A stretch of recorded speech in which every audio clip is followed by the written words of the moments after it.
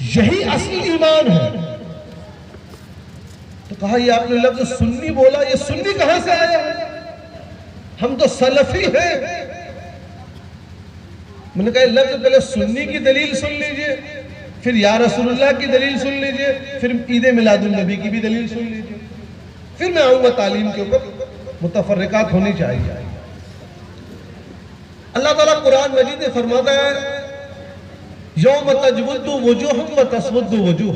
उस दिन यानी कयामत के दिन कुछ चेहरों को अल्लाह ताला रोशन करेगा और कुछ चेहरों को स्याह करेगा। इस आयत की तफसीर में कोई मौलाना नहीं, कोई मुफ्ती नहीं, सहाबी रसूल सैयदना अब्दुल्ला इब्न अब्बास रज़ियल्लाहु अन्हु फरमाते हैं वो लोग जिनके चेहरों को रोशन किया जाएगा, दुर्रुल मंसूर में भी है, जलालैन में भी है, कुर्तुबी में भी है, जिन चेहरों को रोशन किया जाएगा वो सुन्नत और जमात वाले हैं। वहीं से सुन्नत व जमात से शॉर्ट फॉर्म मुखफ़फ़ होकर सुन्नी बना है। हुजूर की हदीस, हुजूर ने हज़रत अब्दुल्ला इब्न उमर रज़ियल्लाहु अन्हु की हदीस, इसको इमाम बुखारी ने अपनी किताब अल अदबुल मुफ़रद में नकल फरमाया है हसन सनद के साथ। हदसना अबू नईम क़ाल हदसना सुफियान इब्न अबी इसहाक़ अन अब्दुर्रहमान बिन सौद क़ाल खदरज रजुल इब्न उमर फ़क़ाल लहु रजुल उज़कुर अहब्बुन नास इलैका फ़क़ाल या मुहम्मद सल्लल्लाहु अलैहि वसल्लम। हज़रत इब्न उमर रज़ियल्लाहु अन्हु जा रहे थे, उनका पांव सुन्न हो गया। सुन्न होगा समझते हो, झुनझुनी टाइप की आ गई। किसी ने कहा आप उस शख्स को याद कीजिए जिससे आप सबसे ज्यादा मोहब्बत करते हैं। उन्होंने या मुहम्मद सल्लल्लाहु अलैहि वसल्लम कहा और उनके पांव की तकलीफ दूर हो गई। इसको इमाम बुखारी ने अपनी किताब अल अदबुल मुफ़रद में नकल फरमाया है। इसको इमाम इब्न जाद ने अपनी मुस्नद में नकल फरमाया है। इमाम इब्न साद ने अपनी तबक़ात में नकल फरमाया है। गैर मुक़ल्लिदीन सलफियों के सबसे बड़े मौलवी साहब शेख इब्न तैमिया ने अपनी किताब अल कलीमतुत तय्यबा में नकल फरमाया है। लेकिन आज नौजवान बच्चे क्या बोलते हैं? नहीं, आप सिर्फ या अल्लाह कह सकते हैं, या रसूलुल्लाह नहीं कह सकते। सुनता है कि नहीं आपने? तो आप लोगों को दलील नहीं मालूम है। एक चीज समझ लीजिए, अहले सुन्नत व जमात का जो अकीदा है वही हक पर है, वो हक पे नहीं है, वही हक पर है, बाकी सब गलत है। इस बात की इत्मीनान के साथ रहे। अब कहा भाई ये मिलादुन नबी आप लोगों ने ईद क्यों कहा? कहा भाई ये हमने नहीं कहा, हुजूर की हदीस है सुनन अबू दाऊद में हुजूर अलैहिस्सलाम ने फरमाया अल जुमअतु लिल ईदुल मुस्लिमीन, हर जुमा मुसलमानों के लिए ईद का दिन है, सबके लिए नहीं है, मुसलमानों के लिए। एक महीने में कितना जुमा हो गया? 4। साल में कितने महीने? 12 चौके 48 ईद हुई कि नहीं हुई? आपको अगर वही बोले कि भाई इस्लाम में 2 ही ईद है तो आपको उससे पूछना भाई तुम लिखाओ कहां लिखा है? 48 ईद हुई। ईद उल फितर कितनी हो गई? 49। ईद उल अजहा जामे तिर्मिज़ी की हसन हदीस में हुजूर अलैहिस्सलाम ने फरमाया यौम अरफा भी ईद का दिन है। कितनी हो गई? 51। इमाम कस्तलानी मवाहिब में फरमाते हैं कि ये 51 ईद जो मिली है ये हुजूर की वजह से मिली है, लिहाजा उनकी विलादत का दिन भी ईद है।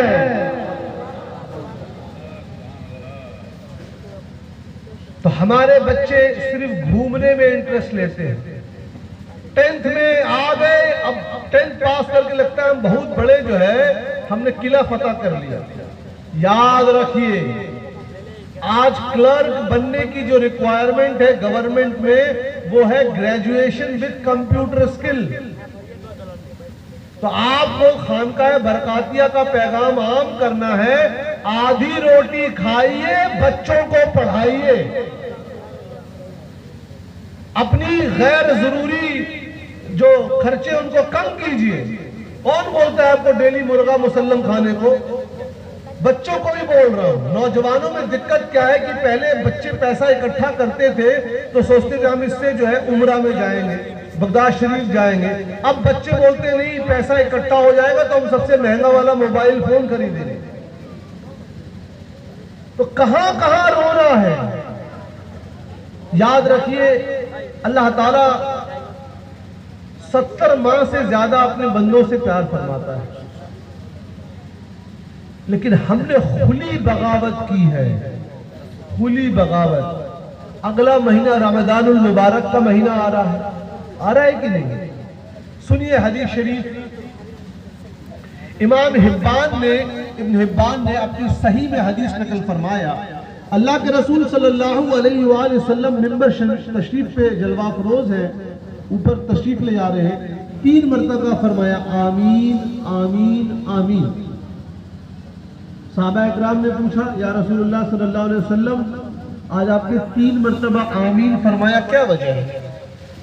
फरमाया जिब्राइल अमीन तशरीफ लाए थे, उन्होंने दुआ मांगी, तबाह व बर्बाद हो जाए वो शख्स जिसको रमजानुल मुबारक का महीना मिले और वो अपने गुनाहों की माफी न करे। यानी रमजान में रोजा रखना है। बड़े शर्म और दुख के साथ मैं कह रहा हूं, मैंने अपनी इन आंखों से देखा है, लोग रमजान शरीफ में खड़े होकर यूं सफेद पानी पी रहे हैं। लोगों के दिलों से रमजान का एहतराम चला गया है। अल्लाह ताला हमसे कितनी मोहब्बत करता है ये आपको नहीं मालूम, क्योंकि ना आपने दीन पढ़ा है ना साइंस पढ़ा है। मैं एक हवाला दे रहा हूं, you can cross check. 5 years back the person who was awarded Nobel Prize in medicine was a Japanese scientist and settled in America. He was awarded Nobel Prize by finding out that if a person fasts for 30 days in a year, the harmful substances are expelled and then that is very good for health. आज से 5 साल पहले एक America के साइंसदान को इस बात पर नोबेल प्राइज मिला कि उसने तहकीक पेश की कि अगर एक इंसान साल में 30 दिन रोजा रखता है तो उसके जिस्म से गंदगी चीजें उसके टिश्यू सेल निकाल लेती है और उसकी उम्र बढ़ जाती है। आप चेक कर लीजिए, मेरे एक हवाले को चेक कीजिए, सबके पास आज इंटरनेट है। तो आप रोजा नहीं रखते हैं, बहाना बनाएंगे। तो रमजान शरीफ का महीना आ रहा है, आपको इसकी तैयारी करनी होगी। दूसरा, हज़रत जिब्रील अलैहिस्सलाम ने दुआ की, तबाह व बर्बाद हो जाए वो लोग जिनके सामने आपका नाम मुबारक लिया जाए और वो आपका दुरूद न भेजे। हमारे नौजवान कहेंगे सल्लल्लाहु अलैहि वसल्लम, ये क्या होता है? आपको पूरा दुरूद शरीफ नहीं पढ़ते, सल्लल्लाहु अलैहि वसल्लम कहिए। तीसरा फरमाया कि जिब्रील अलैहिस्सलाम ने दुआ की, तबाह व बर्बाद हो जाए वो शख्स जिसके माँ बाप उसकी जिंदगी में रहे या उनमें से कोई एक रहा और उसने उनको राजी न किया। आज हमारे नौजवानों की क्या हालत है? अम्मा बगल में बैठी है, कहा बेटा थोड़ा बाजार से दवा ले आओ, दर्द सर है हम। तो बच्चा क्या बोलता है, अम्मा रुकिए व्हाट्सएप पे मैसेज फॉरवर्ड कर रहा हूं, मैं बिजी हूं। अम्मा पूछेंगी बेटा क्या फॉरवर्ड कर रहे हो मैसेज? यही मैसेज फॉरवर्ड कर रहा हूं कि माँ बाप की बात माननी चाहिए। अलमिया देखिए, सही मानों में नहीं मान रहा है, लेकिन दुनिया के सामने अच्छा दिखने के लिए अच्छे अच्छे मैसेज फॉरवर्ड करेंगे लोग। अरे जितनी अच्छाई सोशल मीडिया पे अगर उसका आधा जिंदगी में आ जाए तो समाज हमारे बदल जाए।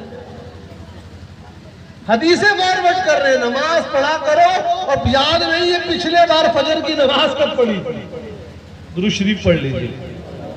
जज़ल्लाहु अन्ना सय्यदना मुहम्मदन सल्लल्लाहु अलैहि वसल्लम सलातन व सलामुन अलैका या रसूलुल्लाह सल्लल्लाहु तआला अलैहि वसल्लम।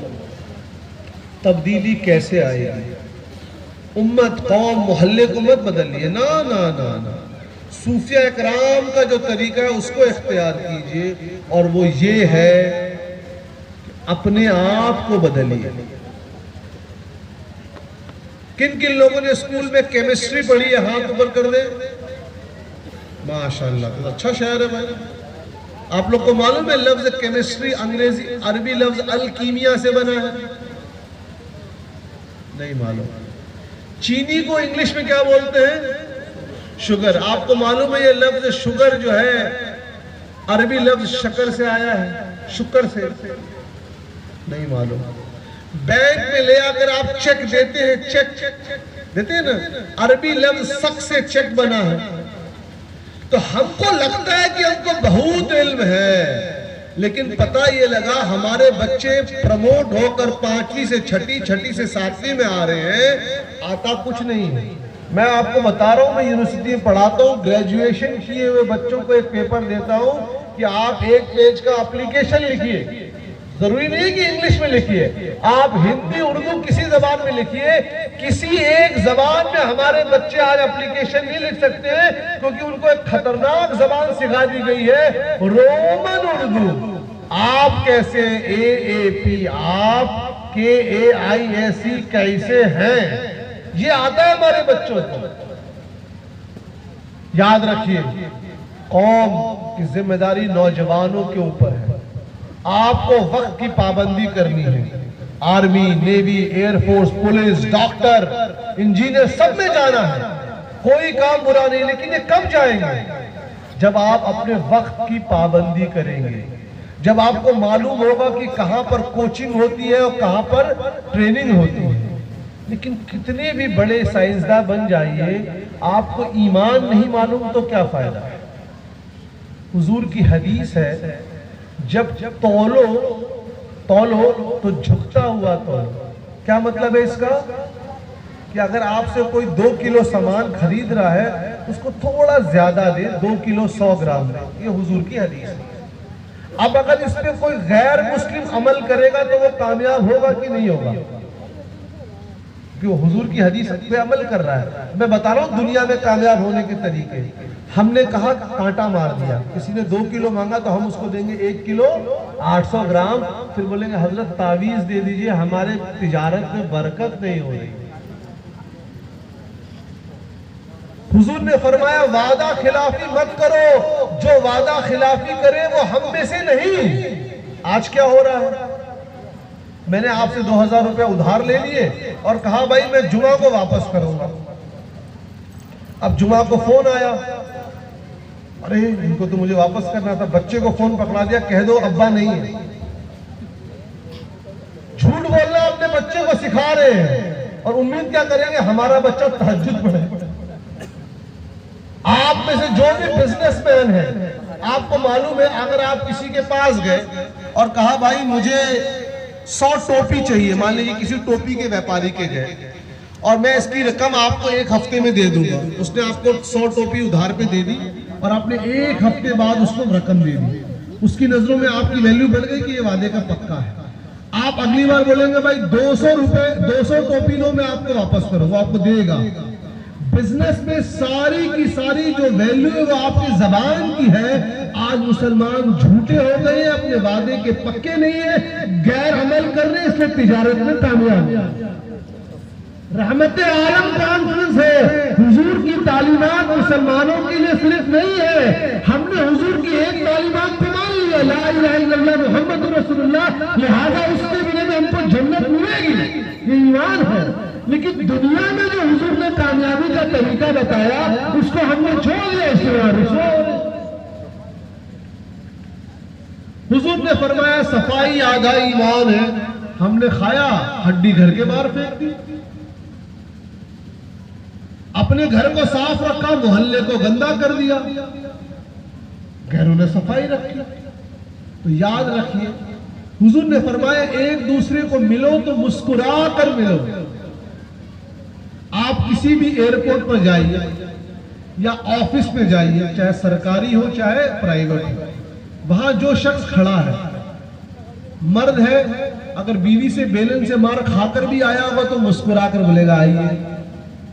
बीवी है, अगर अपने शौहर से लड़कर आई होगी तभी आप मुस्कुराकर, आपके देखा है ना, ये सारे लोग मुस्कुराकर क्यों आपका इस्तकबाल, वेलकम, स्वागत करते हैं? क्योंकि इल्म नफ्सियात, साइकोलॉजी ने ये बता दिया कि जब आप एक किसी को मुस्कुरा कर मिलते हैं तो उसके दिल में आपके लिए उल्फत होती है, वो आपकी तरफ मायल होता है, आपकी तिजारत को प्रमोट मिलता है। हम तो एक दूसरे को सलाम नहीं करते। हुजूर ने फरमाया सलाम को आम करो, मुस्कुराना तो दूर। और हदीस शरीफ में है कि जिसने अपने माँ बाप के चेहरे को मोहब्बत से देखा उसको एक हज करने का सवाब है। बच्चे आते हैं, मेरा हाथ छुएंगे, पाँव छुएंगे, उससे पूछता हूं भाई अपने अम्मा अब्बा का कभी पाँव छुए हो कि नहीं छुए हो? चूमिए, उलमा का, सादात का, मशाइख का जायज है, लेकिन उनसे पहले अपने अम्मा अब्बा का पाँव छुइए। याद रखिए, एक बहुत इंपॉर्टेंट बात बता रहा हूं, शरीयत में ये नहीं कहा गया है कि माँ बाप को तभी इज्जत देना है जब वो तहज्जुद गुजार हो, पांचों वक्त के नमाजी हो। ना ना ना, उनके माँ बाप होने की बिना पर उनको इज्जत देना। जन्नत माँ के कदमों के तले है।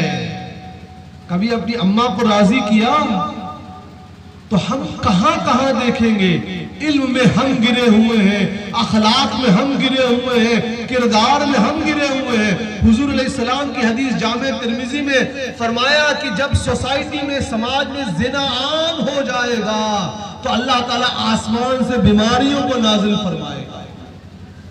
आज कोई ढकी छुपी बात नहीं है, हमारे नौजवान हराम काम में मुब्तला है।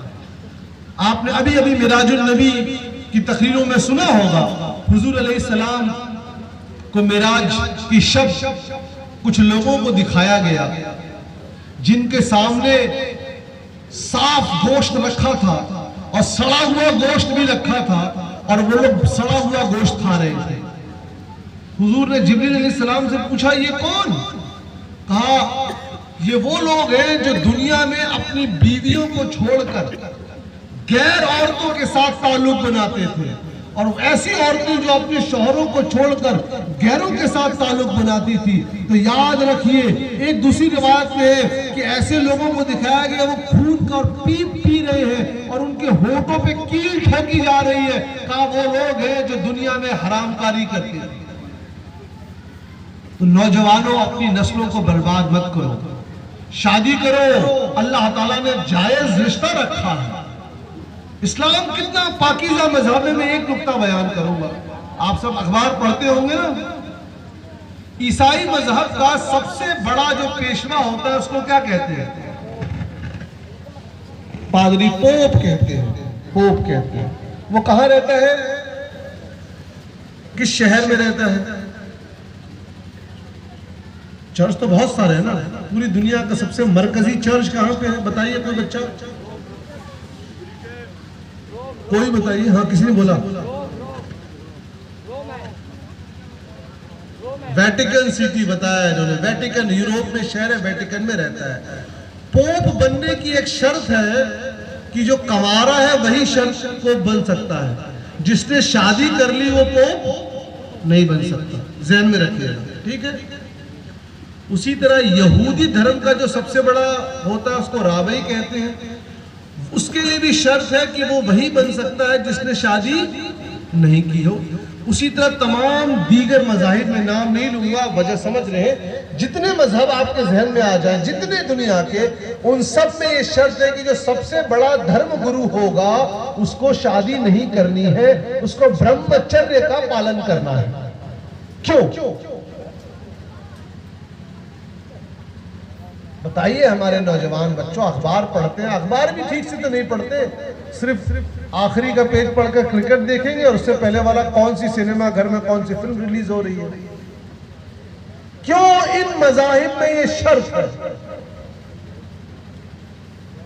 एरिस्टोटल का नाम सुना है? अरस्तु कहते हैं। प्लेटो और सुकरात का नाम सुना है? अफलातून और सुकरात कहते हैं। आज दुनिया इनको बहुत बड़ा दार्शनिक, फिलोसोफर मानती है। यूनिवर्सिटी में पढ़ाया जाता है इनको। इनकी किताबों में लिखा है कि औरत और जानवर बिना डंडी के कंट्रोल में नहीं आते।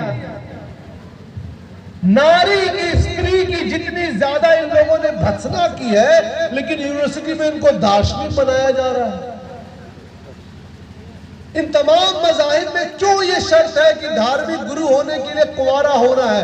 Because it is written in the scriptures of these religion a woman is the source of all evil.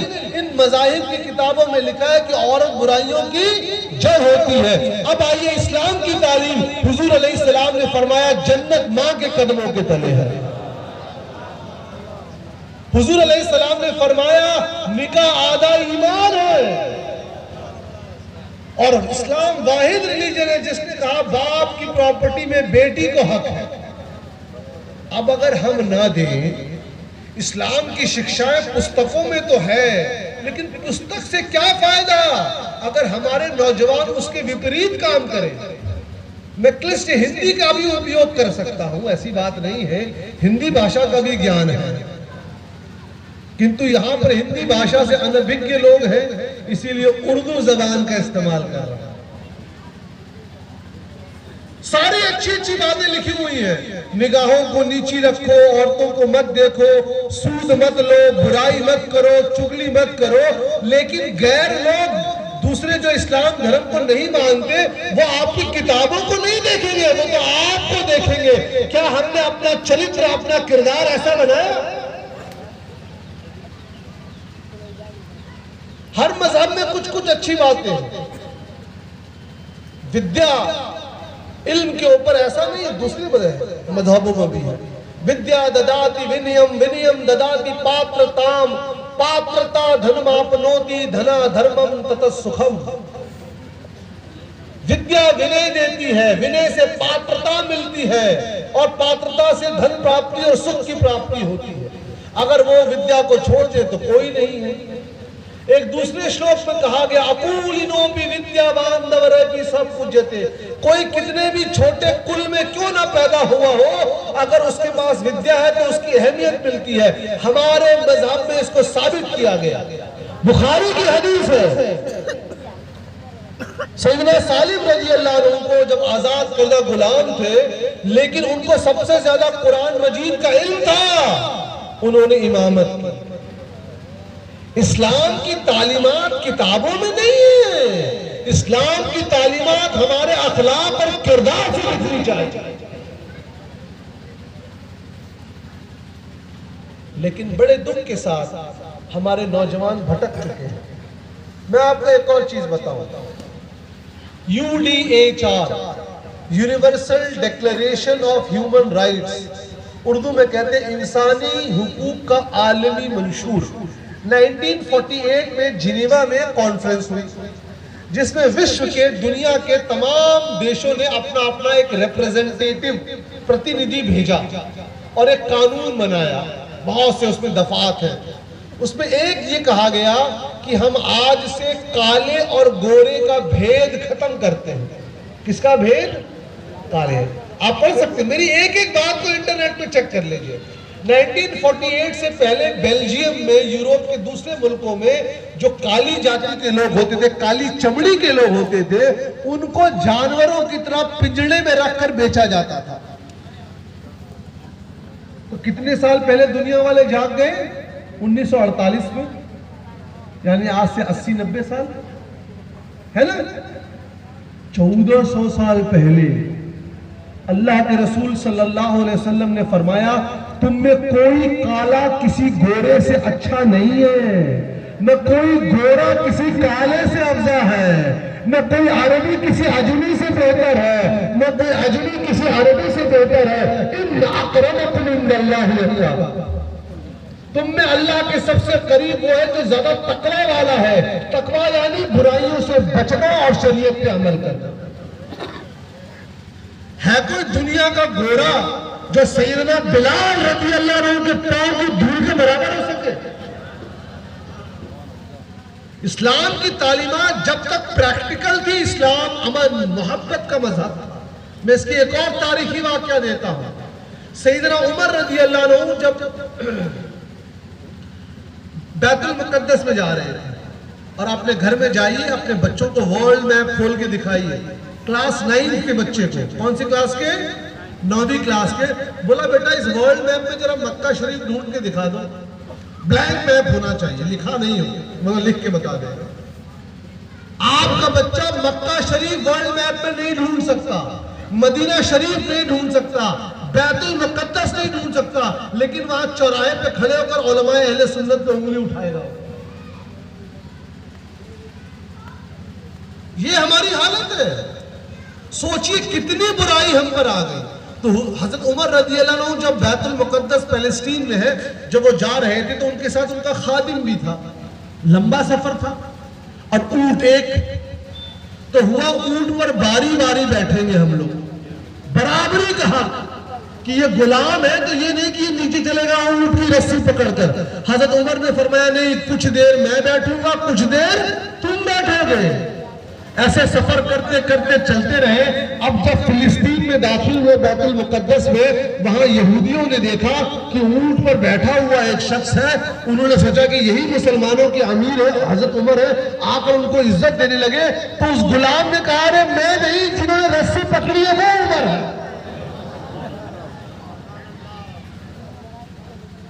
ये बराबरी का हक है, कोई ऊंच नीच जात पात नहीं है। अगर मान लीजिए कल के दिन कोई शख्स अपनी मर्जी से, बिना किसी भय के, बिना किसी प्रलोभन के खुद से इस्लाम धर्म कबूल करता है, बिना भय और प्रलोभन के, और इसी मदरसिया फैज़ रसूल में दाखिल होकर आलिम दीन बन जाता है, कल को मैं उसका हाथ चूमकर उसको अपने आगे खड़ा करूंगा नमाज पढ़ाने के लिए। ये इस्लाम का मज़हब है। हम बड़े दुख के साथ और माजरत के साथ कबीलों में बढ़ गए, और सुन्नियों तुम सिलसिलों और खानकाहों में बढ़ गए। ये क्या है? हम इत्तेहाद की जब बात करते हैं तो इत्तेहाद की एक ही शर्त रखते हैं, जो अल्लाह और उसके रसूल का वफादार हो, क्योंकि गुनहगार की तो मग़फ़िरत है, गद्दार की नहीं है। ये समझ लीजिए, गुनाहगार की तो मग़फ़िरत है, गद्दार की नहीं है। कितने सहाबा को नाम लेकर हुजूर ने फरमाया कि वो जन्नत में जाएंगे? 10। क्या कहते हैं उनको? अशरा मुबश्शिर। हुजूर को कैसे मालूम कि ये जन्नत में जाएंगे? बताइए। आइए दूसरा सवाल, बुखारी की हदीस, बुखारी की, क्योंकि आजकल फैशन चला है। हम किसी की तकलीद नहीं करते हैं भाई, हम तो सिर्फ कुरान और हदीस को मानते हैं। अरे आंख बंद करके एक खतरनाक शेख की तुम तकलीद कर रहे हो, और उस शेख का नाम है शेख गूगल, और एक बहुत ही खतरनाक मदरसे में तुमने दाखिला लिया है, उस मदरसे का नाम है व्हाट्सएप मदरसा। तुम बुखारी पढ़ नहीं सकते हो, अरबी छोड़ो, फारसी छोड़ो, उर्दू पढ़ नहीं सकते हो, हिंदी और अंग्रेजी में हदीसें पढ़ पढ़कर मुज्तहिद मुतलक बने हुए हो। कहीं वो हमारे एक मौलवी साहब है, वही बोलते हैं ये शिर्क और बिदअत है। हमने कहा ये थोड़ा सा ऑपरेशन उसका भी कर लें, शिर्क और बिदअत, थोड़ा सा मजा है ना भाई, करना पड़ेगा। अहले सुन्नत व जमात हक पर है। हमारे उलमा ने, याद रखिएगा, हम अवाम की बात नहीं कर रहे हैं। अगर कोई मज़ार शरीफ पर जाकर भंगड़ा करे तो हम उसको गलत बोलते हैं। अगर कोई औरतों को ले जाकर वो बाजार में तवाफ कराए, घुमाए, हम उसको गलत बोलते हैं। कोई मिलादुल नबी के जुलूस में डांस करे, डीजे करे, हम उसको गलत बोलते हैं। हमारा से मुराद हमारे उलमा ने जो बात लिखी और कही है। मैं पूरी जिम्मेदारी से कह रहा हूं, अगर हमारा कोई शख्स जाकर गांजा पिए, बोले सुन्नी लोग तो गांजा पीते हैं, हमने कहा अब हम बताएं सऊदी अरब में क्या क्या हो रहा है, हम बताएं। यही फर्क है सुन्नी और गैर सुन्नी में। गैर सुन्नी सुन्नी अवाम की गलती निकालती है, हम उनके उलमा की गिरफ्त करते हैं। वो हमारे लोगों के आमाल की गलती करते हैं, हम उनके अकीदे की गिरफ्त करते हैं। अब आइए सुनिए बुखारी शरीफ की हदीस। एक सहाबी थे, उनके ऊपर लोग उंगली उठाया करते थे कि तुम्हारी माँ ने गलत काम किया। वक्त दुरूद शरीफ पढ़ लीजिए। कितने निकलना है? 2 निकलना है बस, सब वक्त हो रहा है, अब बहुत जल्दी तकरीर होगी। तो उन सहाबी के ऊपर जो है जज़ल्लाहु अन्ना सय्यदना मुहम्मद सल्लल्लाहु अलैहि वसल्लम, उन सहाबी के ऊपर कुछ लोग उंगली उठाते थे कि तुम्हारी माँ ने ये किया, तुम गलत हो, तुम्हारे अब्बा ये नहीं है, ये है, यानी उनकी माँ के ऊपर इल्जाम लगाते थे। आप सब लोग बालिग हैं, एक बच्चे का बाप कौन है ये सिर्फ माँ जानती है या अल्लाह ताला जानता है? वो सहाबी हुजूर की बारगाह में गए और पूछा, बुखारी की हदीस है, या रसूलल्लाह मेरा बाप कौन है? सहाबी हुजूर से क्यों पूछ रहे हैं? बाप कौन है या मां जानती है, अल्लाह जानता है। सहाबी का पूछना इस बात की दलील है कि उनका अकीदा था कि अल्लाह ताला ने हुजूर को इल्म गैब अता किया। कुरान मजीद की आयत है, आलिमुल गैबी फला युज़हिरु अला गैबी अहदा इल्ला मन इर्तज़ा मिन रसूल। अल्लाह के सिवा किसी को गैब का इल्म नहीं, इल्ला उन रसूलों को जिनको अल्लाह ने अता किया है। हुजूर ने फरमाया तुम्हारा बाप फला शख्स है। उस महफिल में एक मुनाफिक भी बैठा था, बुखारी की हदीस है। मुनाफिक किसको बोलते हैं? दाढ़ी भी होती है, टोपी भी लगाते हैं, दबा के गोश्त भी खाता था और लोगों को बोलता था कि भाई मैं तो ईमान वाला हूं, लेकिन दिल ही दिल में ईमान नहीं लाया था। बुखारी की हदीस है। कहा अच्छा ये बता रहे हैं कि इसका बाप ये है। अब मैं पूछ के देखता हूं, क्योंकि दुनिया वालों के सामने क्या था, वो मुसलमान। पूछा मैं जन्नत में जाऊंगा कि जहन्नम में जाऊंगा? हुजूर ने फरमाया तू जहन्नमी है। हुजूर बता रहे हैं कौन जन्नत में जाएगा, कौन जहन्नम में जाएगा, और लोग बोलते हैं कि हुजूर को इल्म गैब नहीं था। कभी पढ़ लिया होता हकीमुल उम्मत अशरफ अली थानवी साहब के खलीफा की किताब सुलेमान नदवी साहब की, लिखते हैं हम हुजूर की महफिल में बैठे, हजरत की महफिल में बैठे थे और हजरत से सवाल करते जाते, हजरत जवाब देते जाते। कई बार ऐसा होता कि सवाल हमारी जबान पे न आता और हजरत जवाब दे देते। हजरत की गैबदानी देखकर हम दंग रह गए।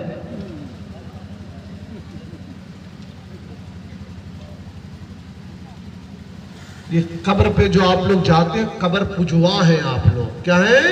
कब्र पुजवा बोलते हैं कुछ लोग। कब्रों पर जाना हुजूर की सुन्नत है।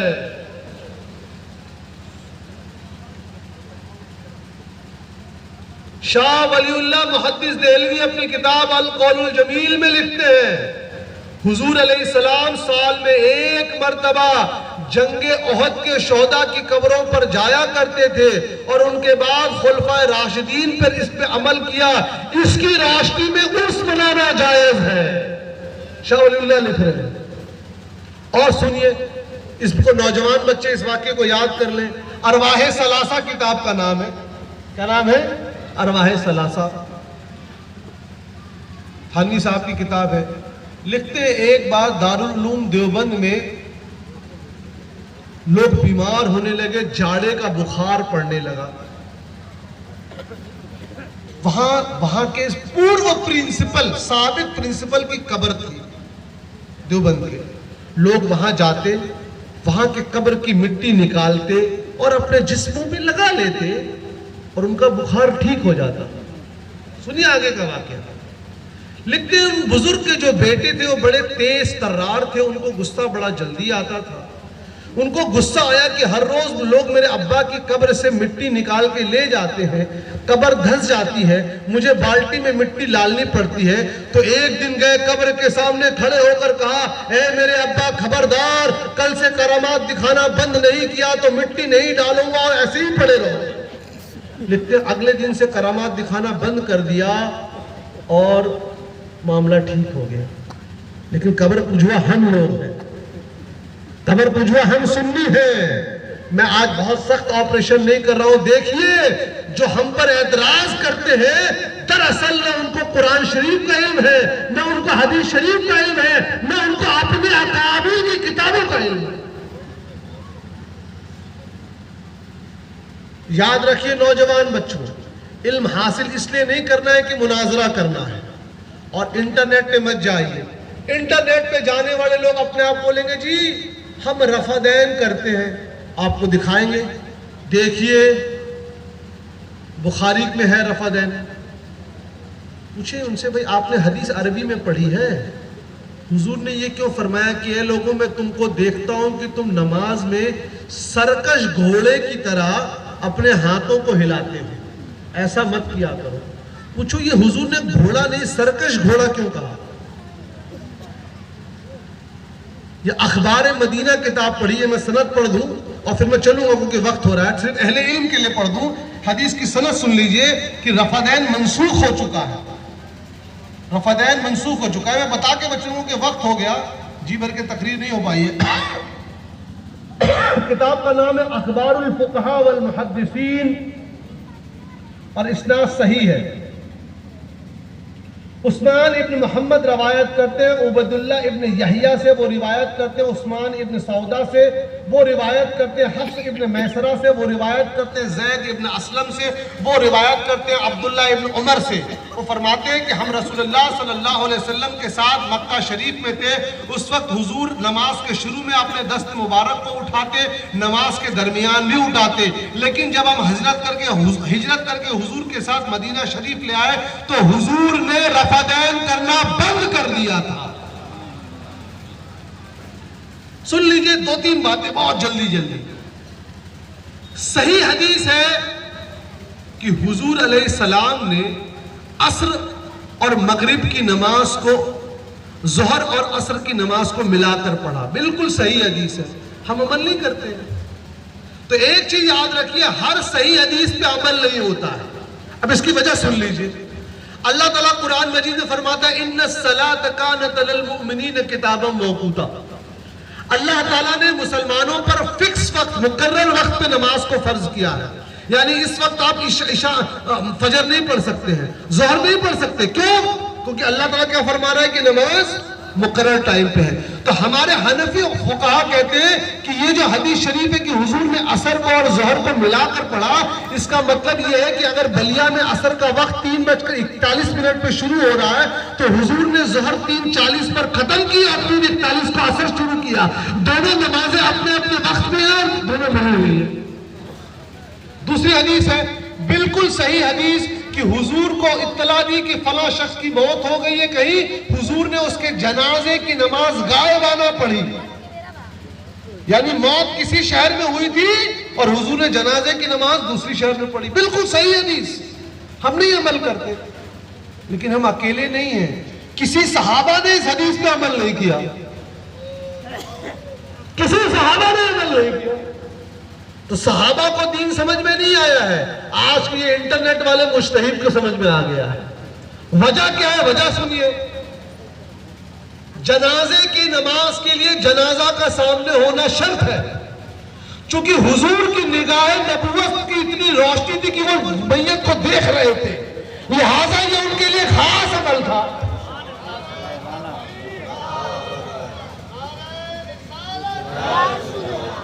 इसीलिए सहाबा तो जमात में पीछे शामिल हो गए, लेकिन जब किसी सहाबा को खबर मिलती कि आपका सहाबी कहीं शहीद हो गया है, एक सहाबी ने जनाजे की नमाज गायबाना नहीं पढ़ी है, लेकिन हुजूर पढ़ाते तो पढ़ लेते थे। तो नौजवान बच्चों, वक्त बहुत हो चुका है, बस मैं ये कहूंगा कि आप लोगों के बहकावे में मत आए। शेख इब्न तैमिया, शेख नासिरुद्दीन अलबानी, ये लोग जिनके ऊपर ये लोग एतराज करते हैं, फक्र करते हैं, मेरी पूरी तहकीकी इनके ऊपर है। चूंकि आज वो मौजू नहीं दिया गया था, लिहाजा मैंने उनके ऊपर मौजू तकरीर नहीं की है। इंटरनेट से दीन कतई गूगल करके ना ले। हाँ, जो मोतबर सुन्नी वेबसाइट है, मोतबर सुन्नी वेबसाइट, जिनको मालूम है कि ये सुन्नी है, मोतबर सुन्नी उलमा है, उनकी वेबसाइट और बयान से सीख सकते हैं। गूगलिंग कर कुछ भी आ जाए नहीं ले सकते हैं। एक चीज बता दूं, 3 मिनट और है, बहुत जल्दी सुनिए। ये मेरी तकरीर का मरकजी मौजू है और सबसे अहम नुक्ता बयान कर रहा हूं, सबसे अहम। जामे तिर्मिजी में एक हदीस का बाब है, बाब फजाइले सूरे मुल्क, और उसमें है कि एक सहाबी रास्ते में जा रहे थे, अंधेरा बहुत था, उन्होंने बिना जाने गलती से कब्र के ऊपर खेमा लगा दिया। खेमा समझते हैं? टेंट। और वहां बैठ गए, उनको मालूम नहीं था कि कब्र है। अंदर से सूरे मुल्क पढ़ने की आवाज आने लगी। जामे तिरमिजी बाब फजाइल कुरान, सब बाब फजाइल सूरे मुल्क। वो सहाबी उठ के हुजूर की बारगाह में आए। हुजूर ने फरमाया ये सूरे मुल्क की फजीलत है, जो दुनिया में पढ़ेगा वो आखिरत में काम आएगी। इस हदीस शरीफ से किसका अकीदा साबित हो रहा है? सुन्नियों का कि अल्लाह के नेक बंदे कब्र में जिंदा रहते हैं। लेकिन अब ये हदीस कौन पढ़ेगा जिसको अरबी मालूम है? आजकल के इंटरनेट के मुश्तहिद तो अंग्रेजी पढ़ रहे हैं। When these people translated the hadith in English, they said that a companion was passing by, he sat over the grave and the person started reciting Surah Mulk. जब इन लोगों ने इस हदीस शरीफ का इंग्लिश तर्जुमा किया तो इंग्लिश तर्जुमे में लिखते हैं कि एक सहाबी जा रहे थे, सहाबी बैठ गए कब्र के पास और सहाबी सूरह मुल्क पढ़ने लगे। लेकिन भाई चोर कितना भी चोरी करे, पुलिस वाले हमेशा चोर को पकड़ लेते हैं। अहले सुन्नत पुलिस है। दूसरा सुनिए, किताब का नाम है इमाम जलालुद्दीन सुयूती की किताब। अच्छा, दुरूद शरीफ पढ़ लीजिए।